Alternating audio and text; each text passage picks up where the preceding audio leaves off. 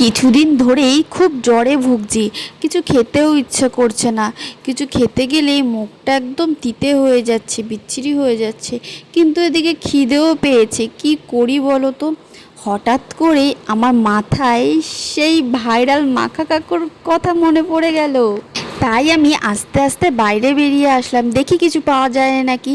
অবশেষে পাওয়া গেল। তাহলে এই যে ঘাস, সেই ভাইরাল মাখা কাকুর ঘাস মাখা, আজকে আমি সেটাই করব। তো চলো তোমাদেরকেও দেখাবো আমি কি করে সেই মাখা কাকুর মতনই টেস্টি ঘাস মাখা করি। আমাদের বাড়ির সামনে এই ঘাসগুলো হয়েছিল, তো আমি ঘাসগুলো তুলে নিলাম প্রথমে। তারপর গিয়ে ঘাসগুলোকে ভালো করে ধুয়ে নিলাম, কারণ অনেক নোংরা থাকতে পারে, ভালো করে ধুতে হবে।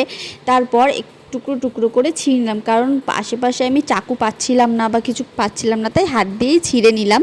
তো এরপরে আমি দিয়ে দিলাম বিট লবণ, স্বাদ মতো বিট লবণটা দিয়ে এরপর আমি দিয়ে দেবো কিন্তু লঙ্কার গুঁড়ি। লঙ্কার গুঁড়িটাও ভালো মতো স্বাদ মতো দিয়ে দিতে হবে, পরিমাণ মতো। যতটা ঘাস তো সেরকম বুঝে তোমরা যে যেরকম ঝাল খাবে সেরকম দিতে হবে। আর এটা হচ্ছে সেই ভাইরাল মাখা কাকুও কিন্তু বলেনি এই মশলাটার কথা। এটা হচ্ছে সেই সিক্রেট মশলা, যেটা দিয়ে সব কিছুই মাখালে খুব টেস্টি হবে। তো এরপর সেই সিক্রেট মশলাটা দিয়ে আমি ভালো করে নেড়ে খেয়ে নিলাম, খুব টেস্টি হয়েছে। তো চলো টাটা, বাই বাই।